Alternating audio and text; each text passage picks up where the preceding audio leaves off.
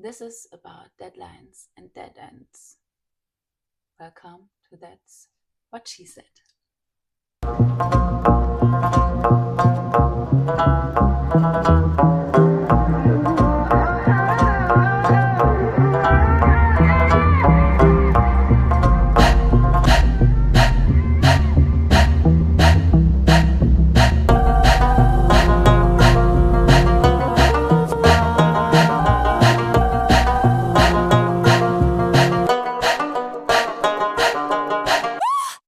Creative deadlines. Can you work without a deadline? Can you make it? I can't. I cannot. I need to know when to finish my creative work, otherwise it will never be done, because there's all the time there's something I could change, I could make better, I could correct. There's this, there's that, there's a universe full of creativity and so many thoughts of making it better that I would never finish. It's like a labyrinth of ideas that want to be born, and if you don't tell them when, if you don't tell the ideas to be born at a certain point, they don't come out at a straight line. They come out like a spaghetti, like a pot of pasta. Very stringy pasta, spaghetti pasta. And they never come to an end. They always keep on floating. Do you know what I mean?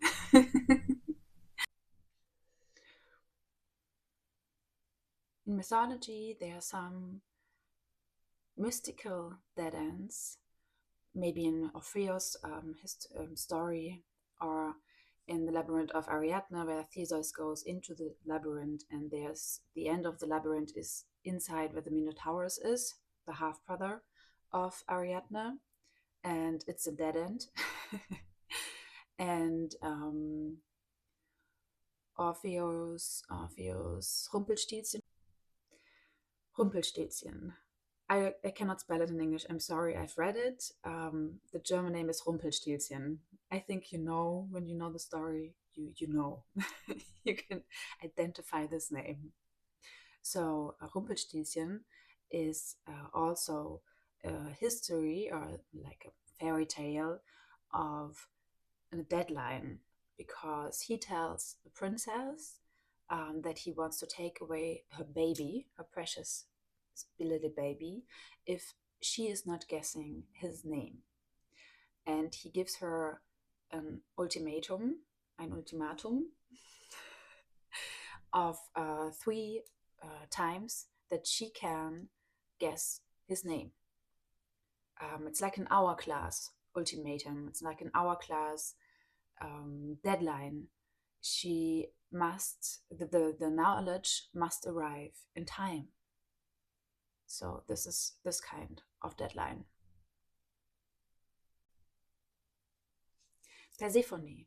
Persephone is the story of the wonderful mythology figure who is married to the lord of the underworld, and she travels down to the underworld in autumn and stays there for the whole winter time, and all the light is going away, the birds stop to sing, and the flowers stop to grow, and she goes back up, she rises back up from the underworld to the nature. She's like a spring goddess, actually, I think, like the goddess of abundance. And then she arrives and comes back, and everything starts blossoming again and growing again. And the birds are singing and flying, and the sun is shining, and it's getting warmer.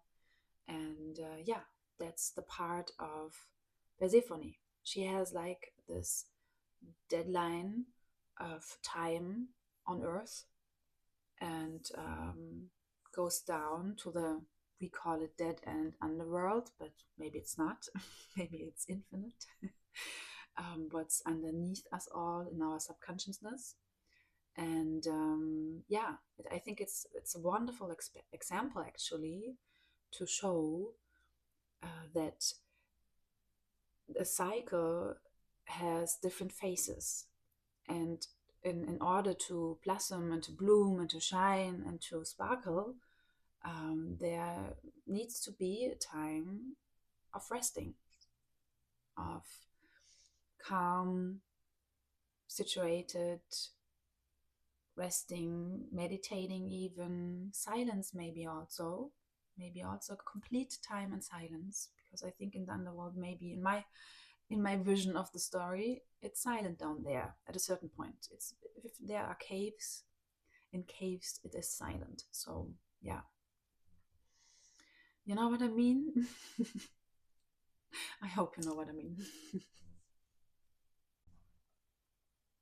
And there's my favorite dead end of all dead ends, the midnight dead end, with the moment when the magic ends, dead end, as from the story from Cinderella. She transforms into this beauty. She is the beauty inside. If you could look back to the ancient story origin, the origin of the fairy tale, von dem Märchen, von Grimms Märchen, the origin is Aschenbrödel. No, yes. Ah. Mm. Allerleirauh. It's Allerleirauh. Thanks for waiting. um, Allerleirauh is the story of the original story of Cinderella. Cinderella is the Disney stuff. So you know that. It's the American version. It's also very pretty. You must be into the turquoise and blonde style. It's I think from the origin maybe the hair of not Aschenbrödel, but okay, Aschenbrödel also is a part of the story. Now I confused myself. Okay, let's start again. Oh my god. Yes, my favorite dead end of them all is the dead end of when the magic ends. As an example, in the story of Cinderella, when the clock strikes 12 o'clock at midnight, she transforms back, or her clothes transform back. She's always pretty, but what she's wearing is changing. And maybe we start at the beginning of the story, or at the origin of the story, because I think it's a little bit more bloomy and a little bit more, it's deeper actually than Cinderella. We've thought that. I mean, we all at our heart, our childish heart, maybe loves Disney, but Disney is not really that deep, and it doesn't have to be. It is perfect like it is. the origin, the original fairy tale from Grimm's Märchen. I guess they also collected the story. They never wrote the story by themselves, but they collected stories they heard when they traveled. They traveled a lot, and it was not as easy as today. And they started to write a story about Aschenbrödel. And before that, it was named the story of Allerleirauh. Allerleirauh is like a lot of raw in English, a lot of raw stuff, because Allerleirauh was similar a little bit to Ariadne, a very free-spirited minded princess. She wanted to leave the kingdom and the castle of her father because he wanted to tell her what to do, and that she should be the next princess, and that should get married, and she had to do this and she had to do that, and she just wanted to live, and she ran away. And she told somebody before she ran away from her kingdom to make her a coat out of a lot of different furs from all the animals who lives in her kingdom. So this is the Allerleirauh. It's like a lot of raw fur. And she took that coat and vanished. She escaped her father's kingdom, and she had no plan where to go. I guess at this time, at the ages or the Middle Ages, There were no maps or phones or anything. You just knew there's a mountain, maybe in this direction is the ocean or the sea, and that's it. Forest, actually, in Germany, it would be like there's this forest, there's that forest, and maybe beneath that, there's a different forest. And she went away and hid in the forest. And yeah, then the prince came, and she hid, or she climbed into a tree and hid herself. And yeah, she hid herself in a tree.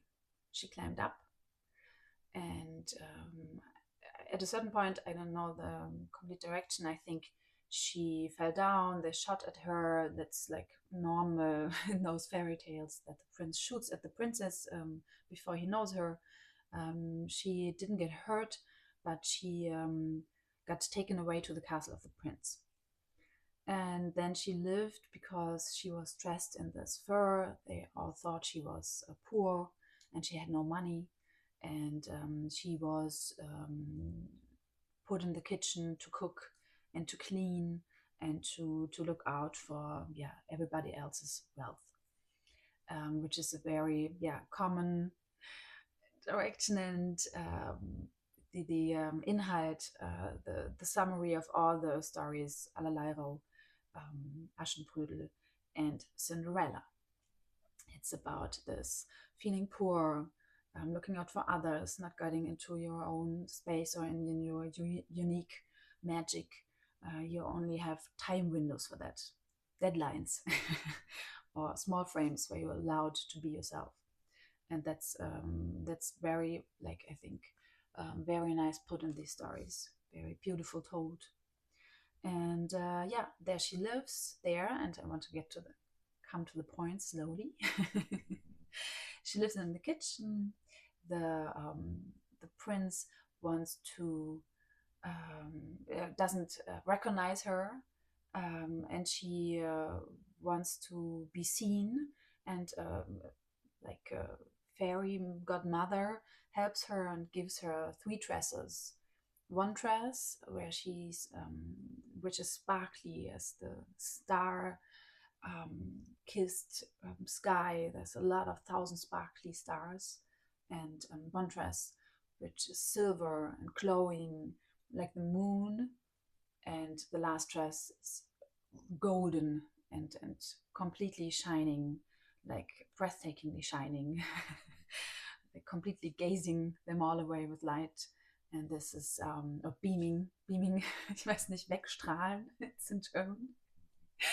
Completely shiny and golden light, yellow, white dress, like the sun.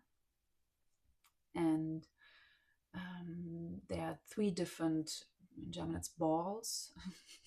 It's like a night show where everybody's dancing and dressing up and eating and celebrating. And she's going to 3 of these balls, and the prince falls in love with her and dances with her and gives her little presents. I think a ring, something else. And every time he sees her, he tells her how much he loves her, and he wants to meet her, and he wants to know who she is. But she always vanishes, and the next day she's back in her coat. Nobody knows her because she has also the ashes in her face. This is where the name Aschenbrödel is coming from. It's like the Asche is ashes, and not like the Kajal, but like spots everywhere. So she looks pretty dirty, and and she hides there, or she works there. And then at night, at some nights, she comes also for the opening events or the night events. And at the last night, she tests the prince. And I think this is very similar to the Ariadne story, because she is testing Dionysos if he really loves her, or if he's looking out for her and not her beauty or her wealth or her background. She really wants to know if he loves her for who she is. and she puts the ring in his soup, and she makes like also a small dead um, deadline, because with the 3 dresses, at every night she tells him a puzzle, like the things. She is asking him questions and he has to answer. And at the third night he has to, also 3 again, at the third night he has to answer her completely, otherwise she will not get another dress. I guess it's like that. But he finds the ring, and then at a certain point he realizes that he gave the ring to the pretty princess, and that's her. For further information, please read this beautiful fairy tale named Allerleirauh. I write it in the description down below in the box, deep box. And if you like it, you can read it. And it's very, very beautiful, because it shows the origin of it all. And I think it's a beautiful transformation from a dead end to the universe of possibilities, because this is the point where I want to get to, is what a dead end is what we are deciding. Rumpelstiltskin, for example, or Cinderella, the fairy godmother from Cinderella, they decide you have to leave at 12 o'clock. You have to answer my 3 questions until this and that. And we make this up. So if we decide that there is like an infinite universe of possibilities, it is there. So this is your very short reminder to believe in yourself, stay true to yourself. Let us all believe in ourselves, and let us all stay true to ourselves, and let us all accept that there is a universe of possibilities out there, and everything and anything is possible if we believe in each other. So let's believe in each other, pray for each other, and sparkle our unique magic for infinity.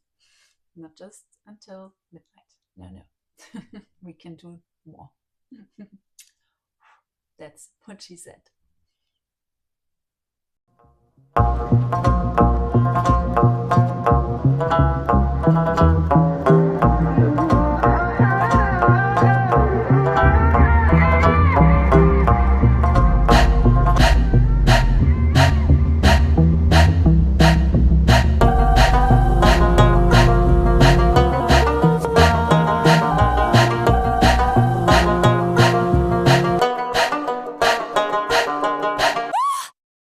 Are fine. I just want to let you know, you see, it's just the light, okay?